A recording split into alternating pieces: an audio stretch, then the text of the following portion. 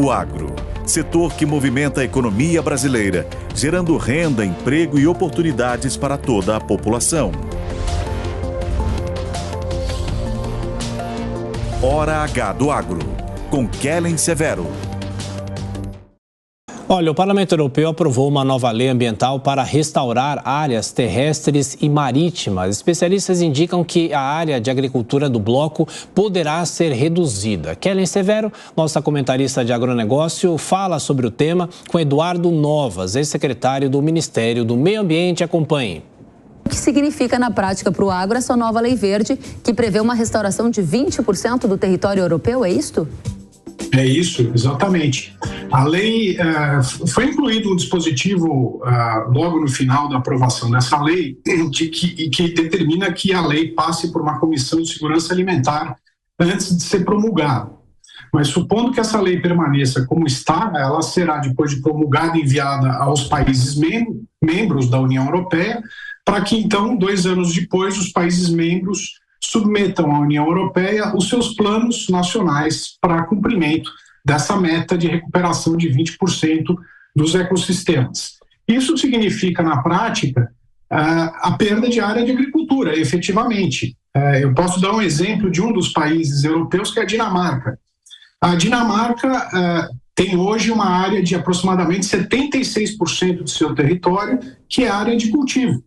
E esse cultivo que se faz na Europa não é parecido com o nosso aqui, né? Nós temos aqui práticas muito mais sustentáveis de plantio direto, de cobertura solo, etc. Lá eles fazem no sistema anterior, que é o sistema de subsolar, arar, gradear, etc. E o restante do território do país é alocado para a pecuária, para pastagens ou para a ocupação humana, né? Portanto, o que existe de área agricultável na Europa está ocupado efetivamente pela agricultura. Então, não existem áreas livres para serem alocadas à recuperação de ecossistemas, seja lá qual for o formato que vier a ser implementado para essa dita recuperação. Portanto, sim, haverá um impacto importante na agricultura, na área alocada para a produção agropecuária na Europa. O que na prática a Europa está vivendo é uma releitura de um código florestal muito mais frouxo do que o Brasil tem? Eles não têm nenhum tipo de restrição, né?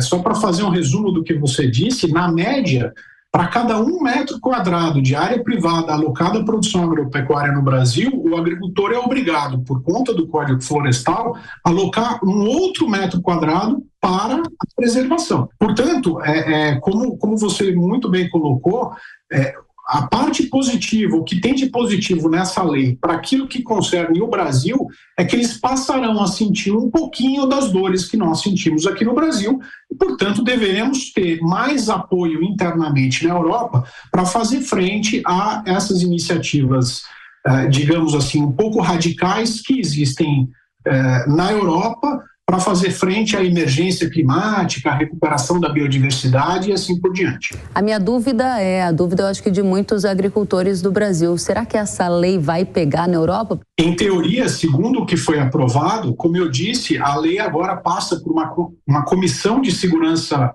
alimentar da Comissão Europeia, que, supondo que não haja nenhuma alteração nessa comissão, os países membros terão 2 anos para apresentar planos nacionais em atendimento a essa lei e, teoricamente, o objetivo é que esteja implementado esses 20% de recuperação de áreas de ecossistemas até 2030. Isso é o que diz a teoria. Mas, na prática, a Europa não é muito boa em cumprir acordos ambientais. A Europa tem a tradição de, se não descumprir os acordos que assume, de refazê-los.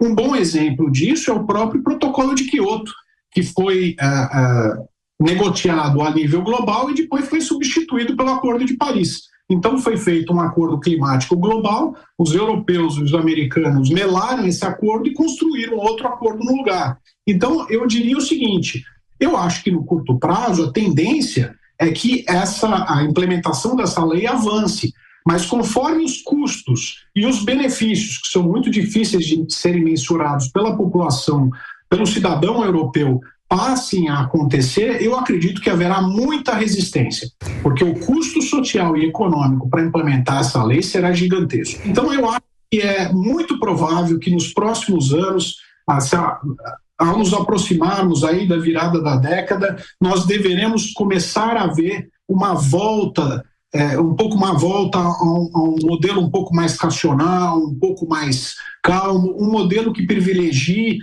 os recursos estratégicos vitais de qualquer país, que são energia e produção de alimentos. Então, eu sou pessimista no curto prazo, mas otimista no médio prazo. Para rever essa entrevista, é só baixar o Panflix no seu celular. Agora são